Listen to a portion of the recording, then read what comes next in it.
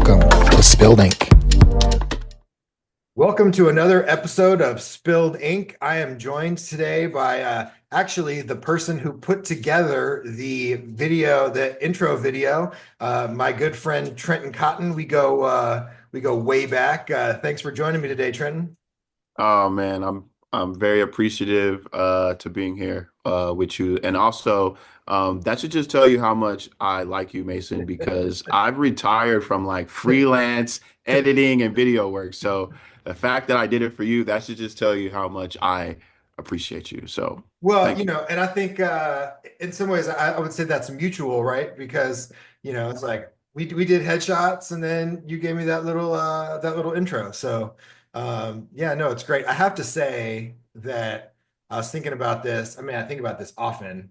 Um, you are probably one of like the biggest people when I think about like what I'm doing and how I want to keep going at it and how it gets hard. I think about what you're doing and how difficult that is and how well you're doing at it. And to give people a little bit of background, Trenton and I worked together first at the UW, then we worked together at the Seattle Dragons, and we will get into that. And then the pandemic happened. Trenton moves to Colorado Springs and finds comedy. And really, I've watched enough things about enough comics over the years to know that this can be a long, grinding process. And I feel like you have fast tracked it as much as possible and also done whatever it takes to make that dream happen, giving up freelance photo or videography, etc. So kind of walk me through that journey for you.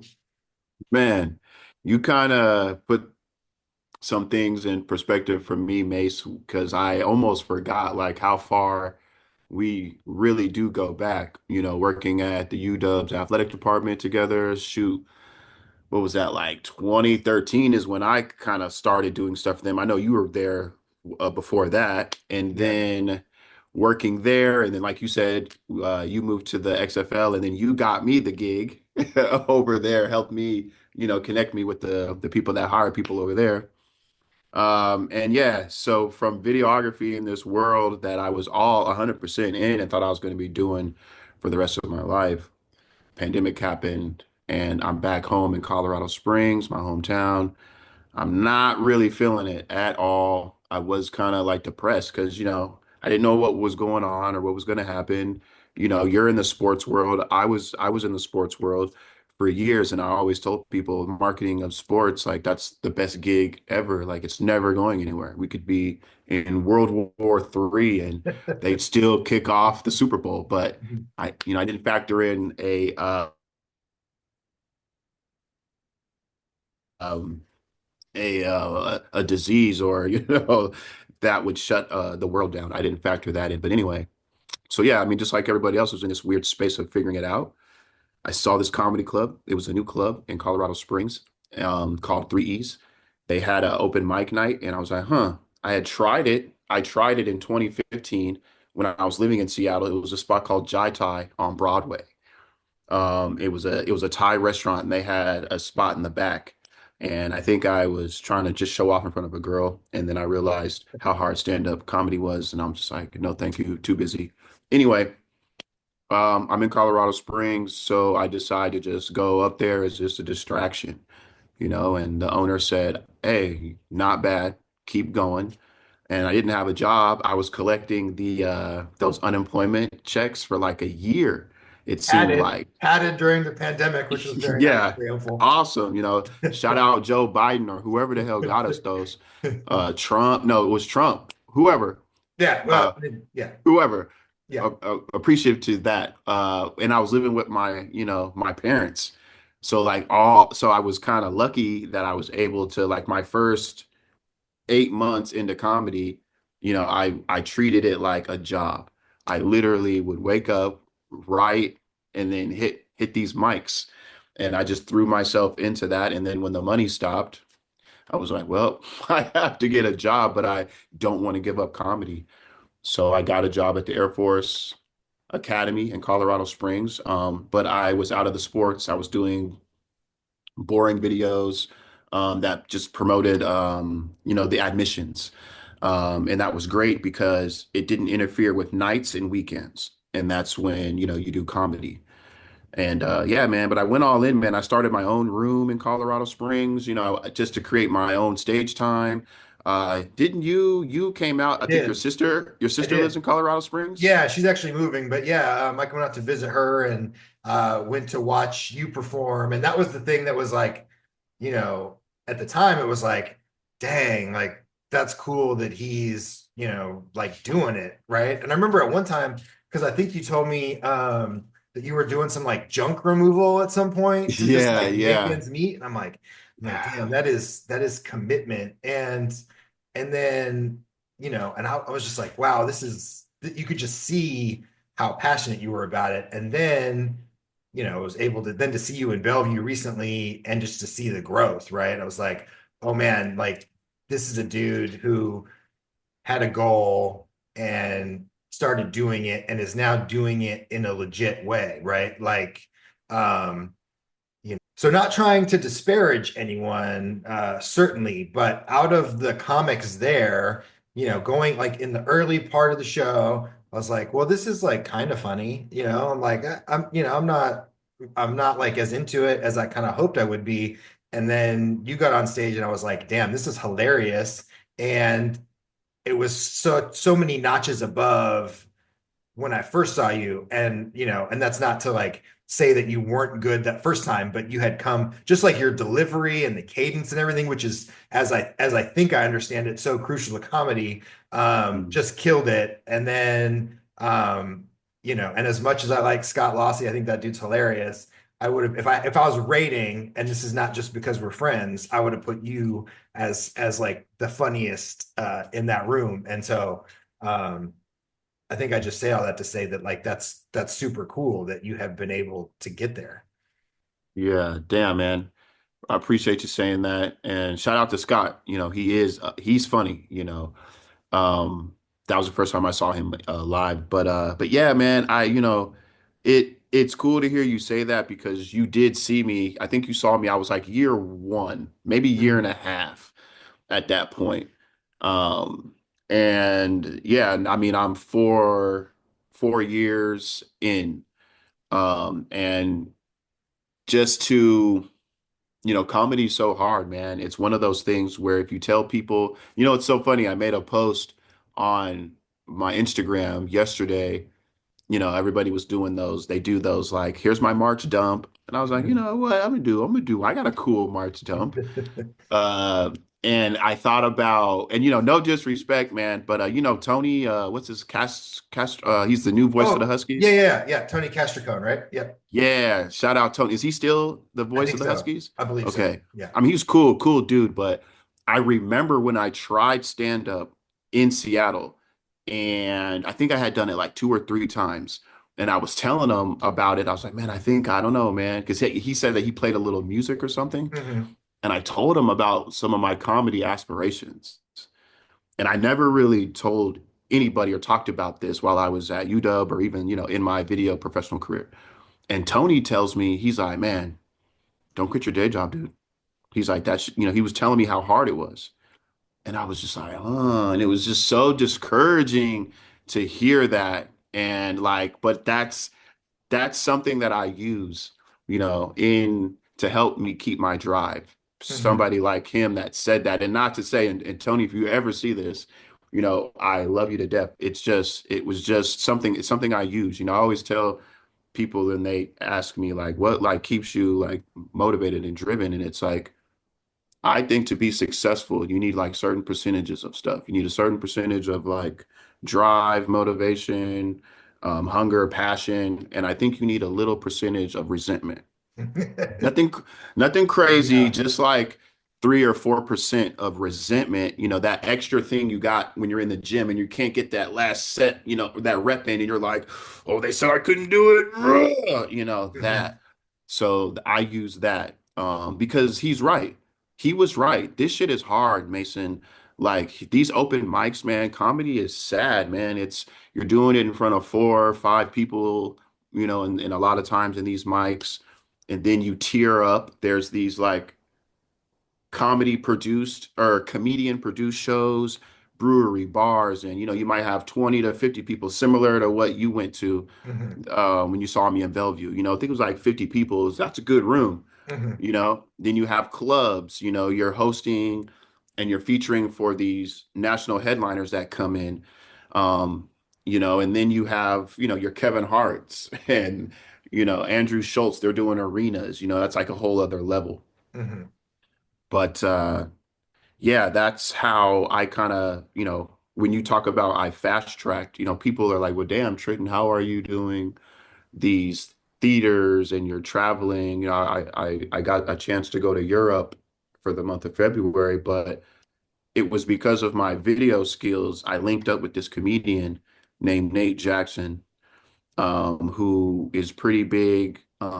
He has his own following on, TikTok, Instagram, YouTube. He acts. He's going to be in the new Office TV show that's coming out later. He's filmed a Netflix special right here in Seattle because he's from Tacoma.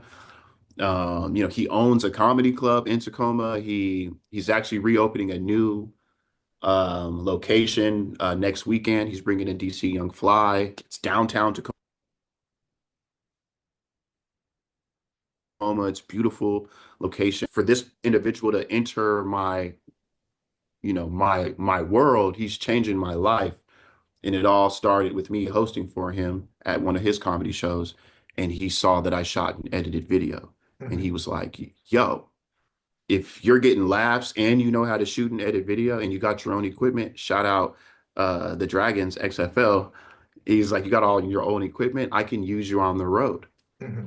And then that he started taking me on the road with him and giving me stage time. And then that turned into me moving back to Seattle, Tacoma, which I was, happy about. My daughter lives here.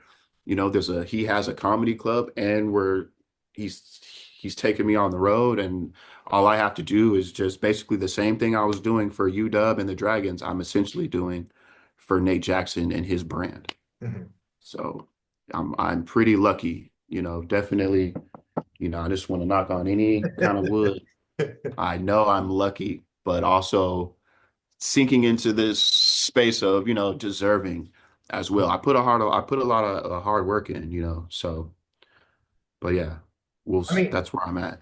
I will say that, like to have a life-changing person, right, come along, you have to put yourself in that position, right? Mhm.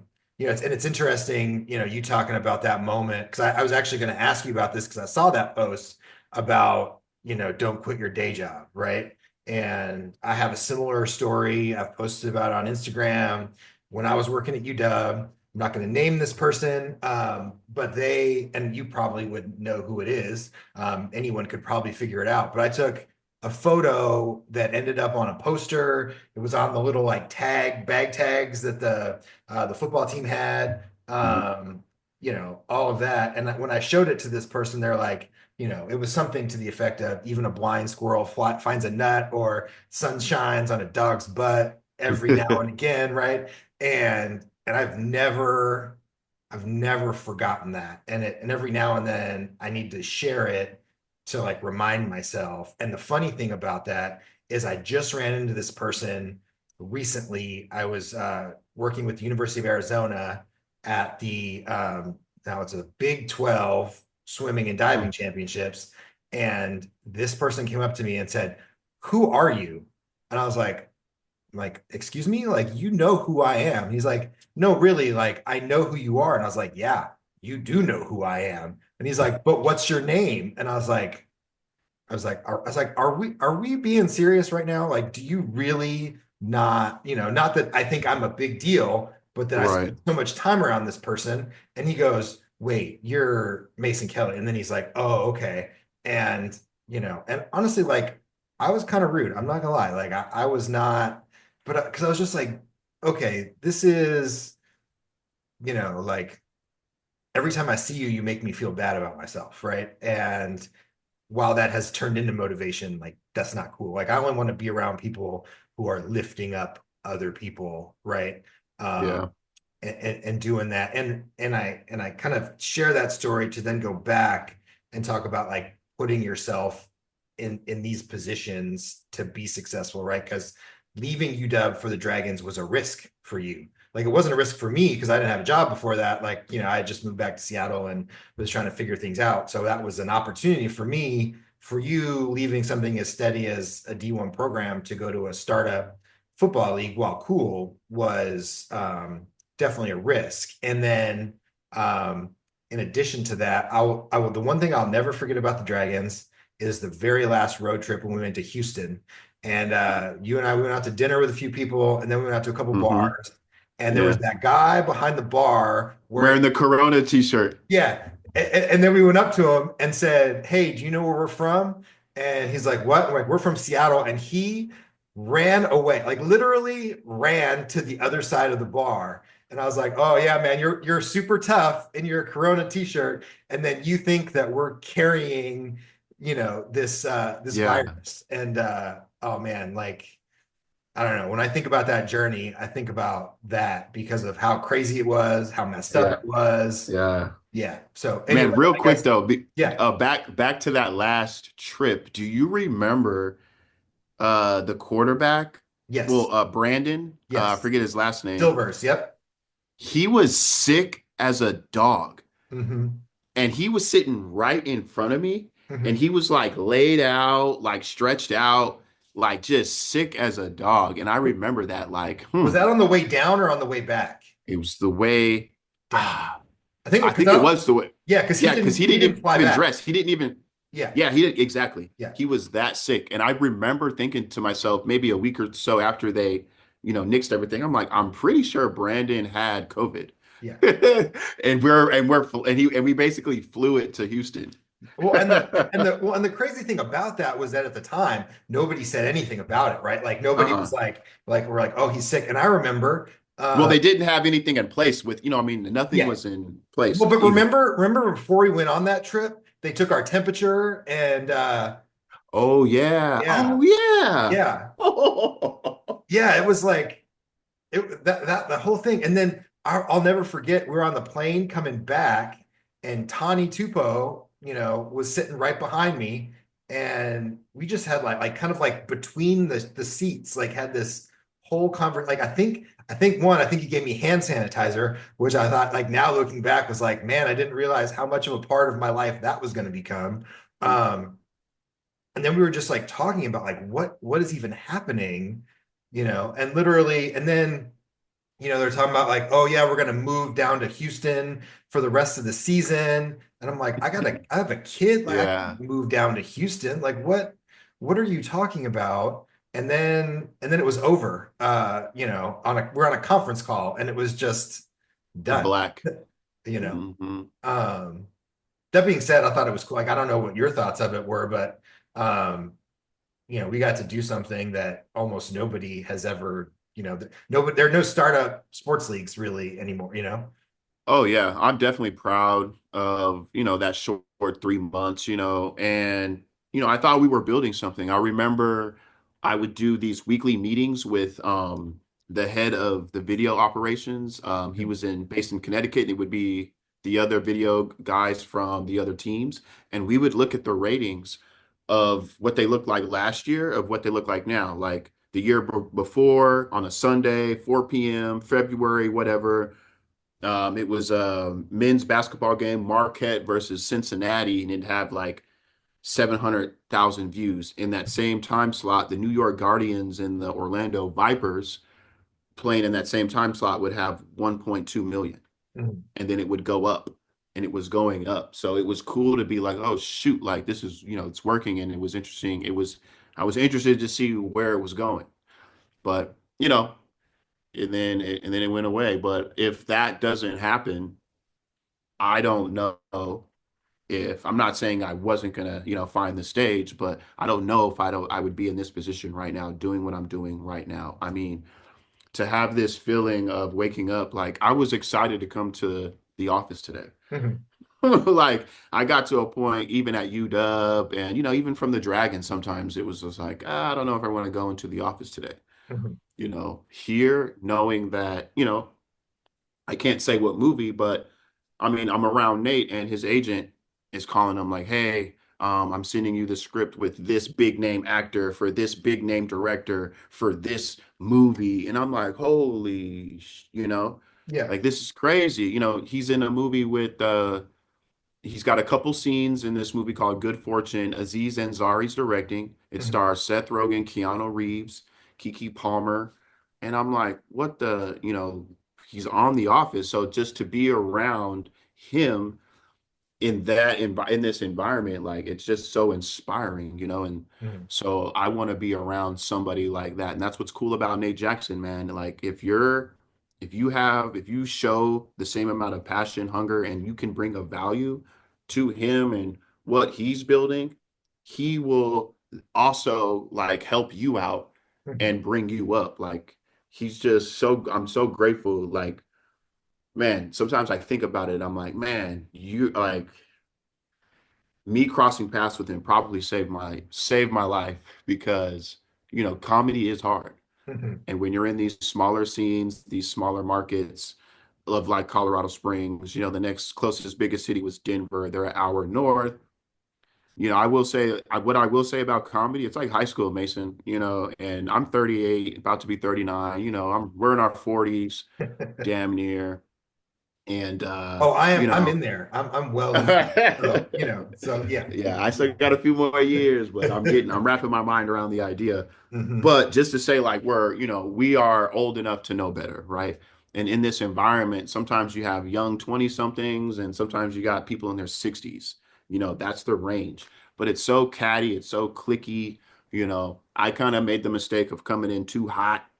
I could shoot and edit video. I'm making my own promos. I'm from Colorado Springs. I started this room. That's what we call like just spaces of comedy. Hmm. But it was really popular. It was and some of the older vets didn't take too kindly to how I was coming in. They've been doing it 10 years and they know the shitty side, and I'm just this bushy eye, wide-eyed tail, like, woohoo, I want to be a comedian. So I can look at it and see like, yeah, yeah, sure. But at the end of the day, though, it's about, I was funny and I was packing out a room. Like, why wouldn't you want to be a part of just that part of it? But I'm saying all this to say I burned a lot of bridges and I poked a lot of the wrong bears in my scene in Colorado. So I was getting kind of like pigeonholed and blackballed Hmm.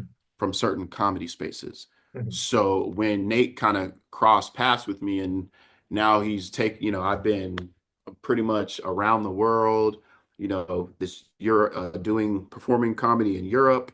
I performed in LA on some of the biggest stages, Austin, he took me out there. So it's like, you know, I've probably gained maybe 8 years worth of quality stage time in a year being with Nate versus me staying in Colorado and trying to do it on my own. Hmm. Um, so yeah, man.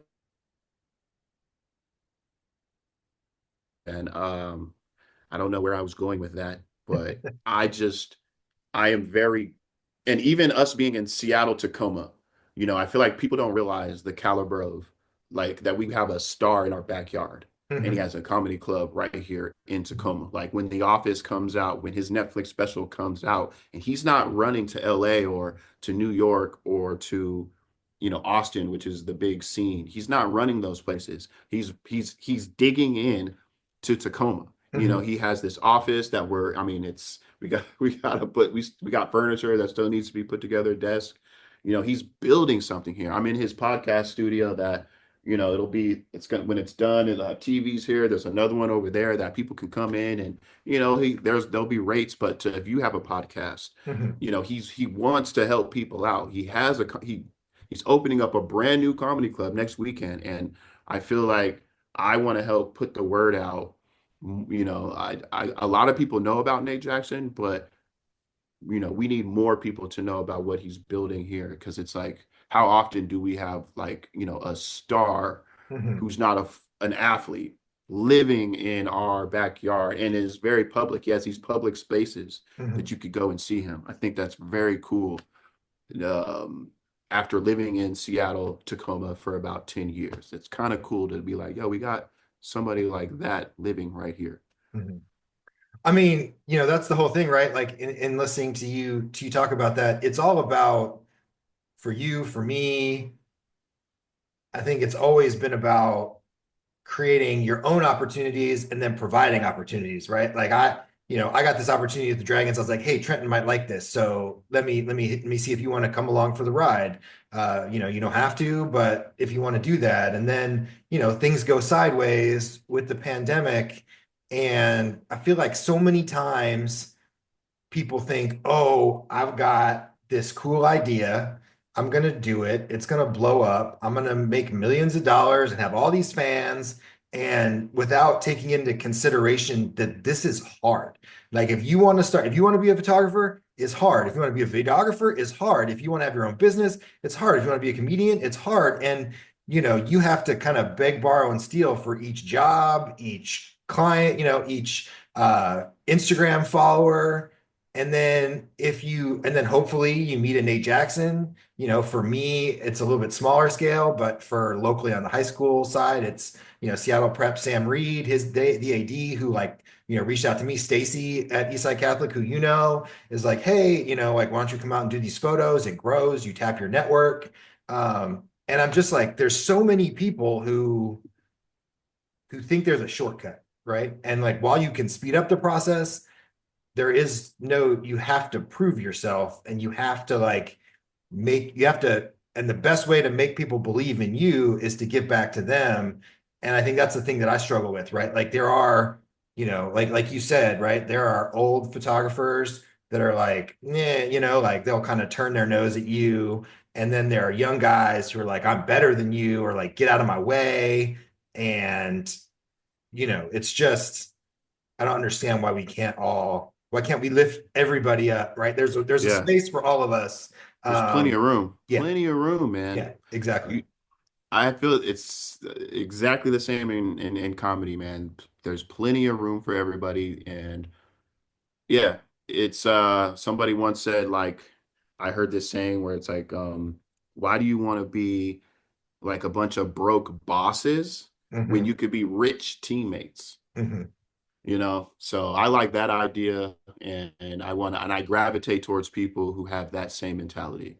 Hmm. Especially if you're a creative and we can, like you said, you took my headshots. I was like, I made this intro, for you, things like that. You came and supported me at my comedy show. Hey Mace, if you have an event or something like that, how can I help support you Hmm. at your thing? Yeah. It's that.